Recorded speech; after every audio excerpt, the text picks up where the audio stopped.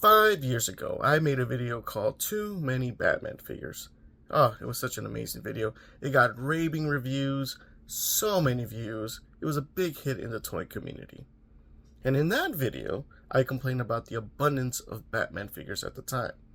And 5 years later, there are still too many Batman figures. But you know what? A lot has changed in the last 5 years.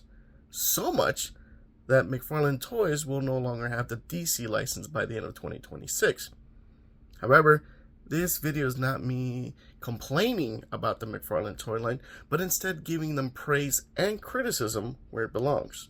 In fact, this video is about me talking about the journey and how we went from here to here and all in between. So, after 5 years, what can I say?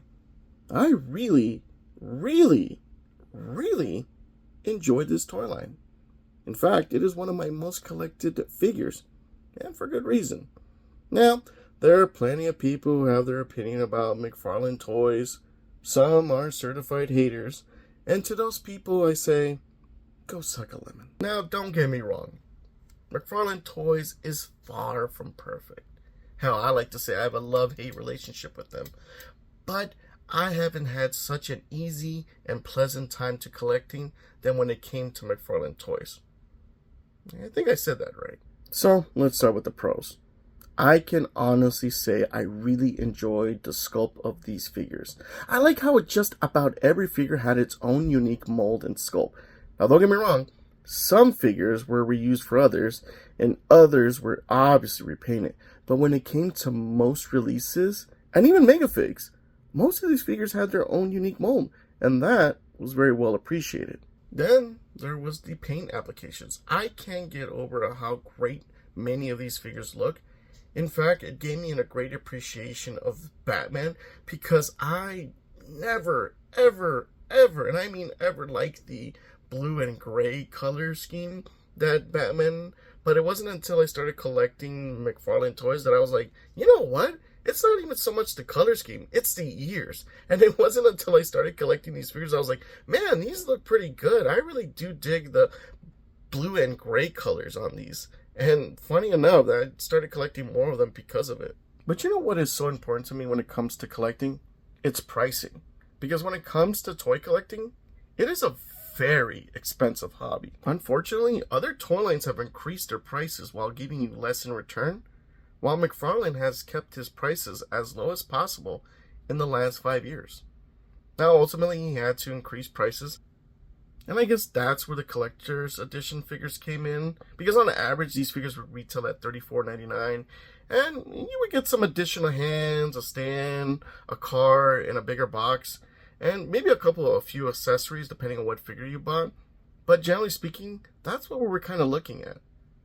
And then there was the Page Punchers line, which wasn't so different from the single releases. It was just a couple of extra dollars more. It still came with only maybe like an extra pair of hands and a comic book, but you got a few obscure characters out of it, so that was nice in a way. Another thing I really liked about the McFarlane line were the vehicles. I have just about every Batmobile, or at least from the movie lines, but boy, it is so nice to have a Batmobile, a Batwing, a Batmobiles, a Space Hawk, a Tumbler, and all at a great value. I mean, sure, we're talking anywhere between, let's say, about $80 to $100. But look at the competition. There isn't. Again, toy collecting is a very expensive hobby. So to get a Megafig at this price, I can't complain. I really can't. Megafigs are something that I absolutely love. I'm a sucker for that, honestly. But you see, other companies would charge you anywhere between, let's say $50 to $70, claiming that because it's a different mold and that it's not a regular release, that's why they're justifying a $60 price tag. But yet, you got this Man-Bat figure, this Bane figure, this Clayface figure, this Killer Croc figure for only $40? That can't be beat. Now, going back to that first video I made, one of the complaints I made were about how there were just too many Batman figures, and that I had hoped to see more new characters. And we actually ended up getting more new characters. For example, we got many New 52 figures that we didn't get other than from the DC Direct line back then. So it was nice to see characters such as Owlman, Red Robin, Cyborg Superman, or just a ring of Superman in general. It was also nice to have some figures that were based on more recent events, such as like the Death Metal event in DC Comics, because it was nice having a Chainsaw Wonder Woman figure.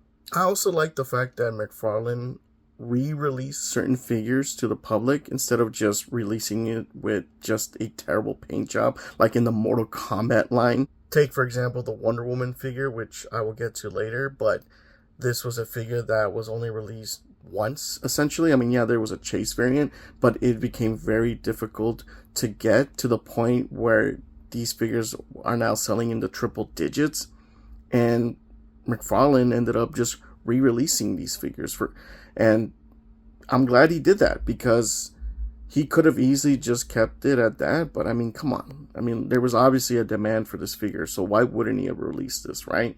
But it was nice, again, to release these certain figures. And that wasn't just that. We're also talking about the Joker from The Dark Knight. There was also the Batman from The Dark Knight. And then there was the first appearance Superman. And then even then, you know, you had your Red Hood figure and other figures that were being re-released. And so again, it was nice that he was doing that to sort of give collectors a second chance at getting them. Now that I've covered just about all the positives when it came to McFarlane Toys, let's move on to the negatives, which I'm sure some of you certified haters have been looking forward to. Alright, in the beginning, there were so many definite duds. I mean, there was so many Batman figures, which is something I was complaining about. Again, like, out of the 26 figures, I think 17 of them were Batman at first. But, Jesus, some of these Batman figures were just horrendous. And on top of that, I mean, I was just looking for a decent Batman figure based on the comics. But all we got was this god-awful Detective 1000 figure that's still one of the worst figures of all time. It almost kept me from collecting in the first place. And then, of course, you got your Arkham Origins Batman, or excuse me, Arkham Asylum Batman, or City, whatever. But it wasn't until this Batman figure that I was like, okay, yeah, alright, we got something going on here. Because this is, at the time for me, the more definitive Batman figure I wanted in my collection. And then there were some questionable releases, such as the Jokerized variants. I mean, who are buying these? Like, why was this a thing in the first place? And then the Frostbite editions? Again, who are buying these figures? I mean, why? Next up, and this one I had to do some research on, and even use this website as a reference. And it turns out that McFarlane Toys has released well over 700 figures in the last 5 years. And almost one third of those figures are Batman and Batman-related figures. And do you know how many Wonder Woman figures have been released in those last 5 years? Less than 20. You know how many comic-accurate Harley Quinn figures have been released in the last 5 years? 0. Poison Ivy? 0. And this is another complaint I have about McFarlane Toys, and that is the lack of female figures. Now, I understand why that is. Why there is a lack of female figures. Because they are very likely to sit as peg warmers compared to male figures. Trust me, I've been to many stores where I've seen the same old figures for years. However, you can't tell me that a Harley Quinn figure wouldn't sell out more than a freaking Condor figure or Nightmaster? Nightmaster over a comic accurate Harley Quinn figure? Get out of here. Oh, but they did release a comic accurate Harley Quinn. But no. This is no way, shape, or form a comic accurate Harley Quinn figure. In fact, it is a animated series Harley Quinn figure, okay? Because look at that face. That is definitely based on the show and not the comic book. And yes, McFarlane has released some female figures, such as Power Girl, Zatanna, and even Black Canary. But we've only gotten one regular, modern, comic Wonder Woman figure. Okay? The other is part of a 2-pack that will cost you $80 for a figure that you very likely don't even want in the first place. You know how many Gal Gadot Wonder Woman figures we've gotten in the last 5 years? technically 5, but only one modern comic Wonder Woman figure. Now, there are probably going to be some people in the comment section below that are going to mention the leaks. But at the end of the day, these are just leaks. I can't deny nor confirm what is to be released later this year. I can only judge based on what has been released so far. And what has been released so far? 0 comic accurate Harley Quinn figures. 0 comic accurate Poison Ivy figures. And 0 big Barda figures. Hell, where's my goddamn Giganta figure? Seriously, I wish we got more female figures. And I get it. Yes, they don't sell as much as the male figures. But we're not talking about Lois Lane. Again, not saying she's not an iconic character, but I'm just saying, like, in all fairness, many of these other female figures are more iconic than, let's just say, oh, I don't know, Misty Knight or White Tiger. Again, no offense to those characters. But again, you can't tell me that a Harley Quinn figure wouldn't sell out. You can't tell me that a Poison Ivy figure wouldn't sell out. As a matter of fact, the Poison Ivy figure has sold out from the Batman and Robin line because that was used as a stand-in for a Poison Ivy figure. So yes, Poison Ivy sells. Harley Quinn sells. Catwoman sells. It's been proven time and time again. God, I would have loved a Cheetah figure, or at least a more modern version of her. Or at least one based on Wonder Woman 84. That would have been nice. A Silver Swan figure would have been great. Hell, if we're doing New Gods, why not a big Barda figure? And if you're going to argue that, oh, nobody would buy it because it's a female figure, then what better way to sell it than with a 2-pack with Mr. Miracle? That is an easy sell, if you ask me. I mean, it's the same thing they did with Punchline and the Joker. And isn't that very funny, by the way? I mean, they released a 2-pack of Punchline and the Joker, but not of Harley Quinn and the Joker. I mean, sure, they haven't been together technically for the last, 10, 15 years now. But it didn't stop them from releasing the Mad Love figures from, the animated series. I mean, they could have easily sold ones based on, I don't know, like Alex Ross, right? That should have been an easy sell, but for whatever reason, they didn't. Hell, they gave us one based on the Suicide Squad. That was a Kickstarter, but, I mean, to nobody's surprise, it did reach its goal. But, I don't know. For some reason, he didn't want to make money, I guess. Look, I could probably make an entire video about the lack of female figures in the McFarlane Toy line, but maybe I'll save that for another video. So, at this point, let's just kind of move on. Next up, pricing. Now, I did give McFarlane credit for keeping costs as low as possible. However, there were a few times where prices were more than what I was looking to spend, and in my opinion, I called them out on it. For example, the monitor wave. After calculations, each figure was going for $40. And the excuse was that these figures were supposed to be a Target exclusive, but for whatever reason, it ended up becoming a McFarlane Toy exclusive. And yeah, you can apply a coupon and yada, yada, yada. But no, after tax and such, these figures were going for $40 a pop. And to this day, I still think that was a ripoff. Then there was the Joker movie McFarlane figures that were going for $250. All because of what? Licensing, IPs, faces, whatever. $250. There's a reason why these figures have yet to sell out after all these years, okay? Because nobody in their right mind is going to spend $250 for 2 figures. Oh, but it comes with the nice little set. No, $250. Get out of here. Now, granted, I did buy it, but at a discount, which I am not proud to say what but it was definitely not $250. I'll tell you that much.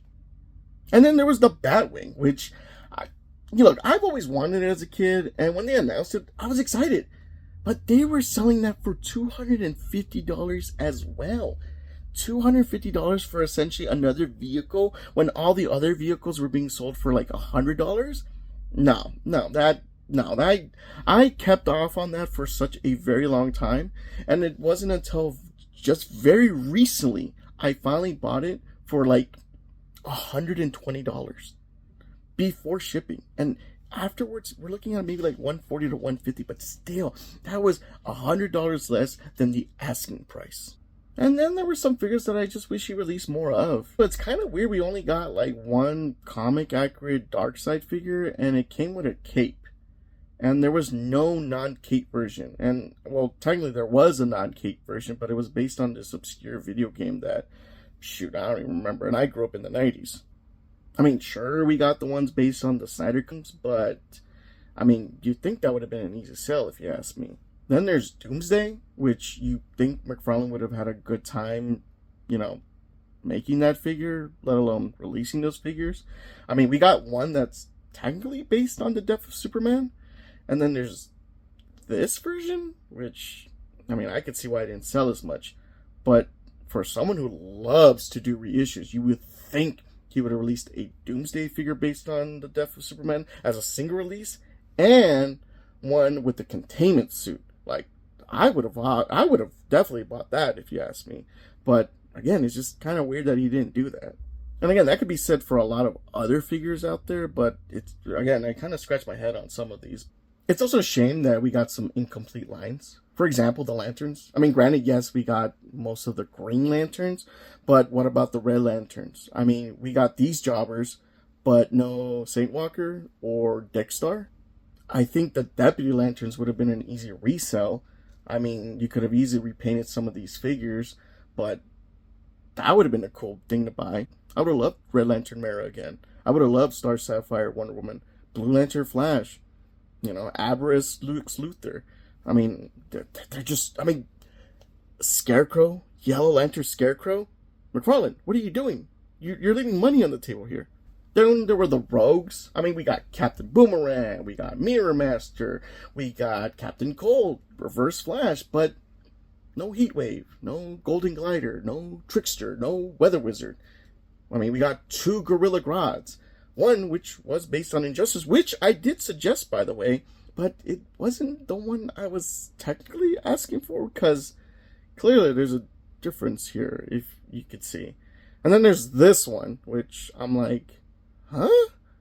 You really just can't sell a simple gorilla? Like, really? And speaking of Injustice 2, man, I really wish he released an Injustice 2 Scarecrow, because, man, look at this. Man, doesn't he look badass? Oh, God, I would have loved to have this in figure form. Then there was Black Adam. To this day, I still think that there has not been a definitive Black Adam figure. So much that I actually ended up making my own. I took some parts from the Endless Winter and from the Page Punchers, and I just made this Black Adam figure, and it's probably the best Black Adam figure I'm ever going to get, at least for a while. But yeah, I mean, you think they would have given us a more classic Black Adam figure, or at least a more modern Black Adam figure instead of what was released. But I mean, I don't know. Like, I guess I'm maybe the only Black Adam fan out there, I guess. And I'm not gonna lie, I still wish that McFarlane would have reverted to a 6-inch line. Maybe after a year he would have gone to 6 inches. Because as someone who likes to do toy photography, you could definitely see the difference in size. I mean, here's an example for one. And one last thing before I wrap this up. I get it. Batman is a popular character, clearly. And that's why they kept releasing these figures over and over and over again. But God, after 5 years, once again, there are still too many damn Batman figures. Anyway, to wrap things up, I can genuinely say that I've enjoyed this toy line. Which is funny, because 5 years ago, I felt the opposite. I was upset that Mattel had lost the DC license. I hated that these figures were no longer going to be 6 inches. And I was annoyed with the many, many Batman figures that I didn't ask for. However, this became my most collected toy line. I've loved these figures. These figures are amazing. I love displaying them. I love collecting them. I love shooting photography with them. It's, if anything, my favorite toy line. And this is something I just started doing, probably 5-6 years ago. I started collecting toys, and this was the line that I started collecting the most. More than Jada, more than NECA, more than Hasbro. Combined, if you ask me. So, it's kind of sucks that it's coming to an end. At least for the DC line. I mean, there's plenty of other IPs that he has. But, man, it would been nice if he would have continued, and maybe he can. I mean, I haven't gotten real confirmation. I don't know if he's someone in charge of the DC Direct lines, but I'm not gonna make a whole video about that here. So, but yeah, I mean, I would definitely like to see him still involved in the DC universe somehow. I would love to see him still produce some figures. But with that being said, I am going to give Mattel a chance. At first I wasn't, based on what was released before, but based on what has been leaked, there's hope for it. I mean, these are just basic kids line, and they look pretty good. I hope it doesn't fall in line where they just release yet again Batman figures, right? And instead we get more niche or obscure characters, or just more of the common characters that that people would want.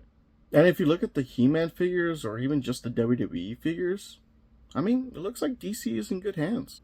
The only thing that really bums me out about all this is the fact that I have to recollect everything. But I suppose that's part of the journey, right? Being a toy collector, that, there's always something to collect. Now, granted, I don't have to buy anything from Mattel, right? Like, I could just stop here. But, like I said, I am going to give them a chance. Granted, we have yet to see anything from the collector's line. But, based on the kids line, or even just the He-Man, or even the WWE line, there's probably some hope there, right? That I don't see why they would buy or get back the DC license just to make awful figures, right? No, I would like to think that they know that there are people who are going to want to buy these figures, and they're going to produce some good looking figures, and that's what I'm hoping for. But we'll see. So let me know in the comment section below, what was your opinion of the McFarlane toy lines? Did you collect the figures? And if you did you enjoy it? If not, what didn't you enjoy? I mean, please feel free to like, subscribe, comment, and if I get enough views, maybe I'll make a follow-up video. Until then, thank you, and I hope you enjoyed the video.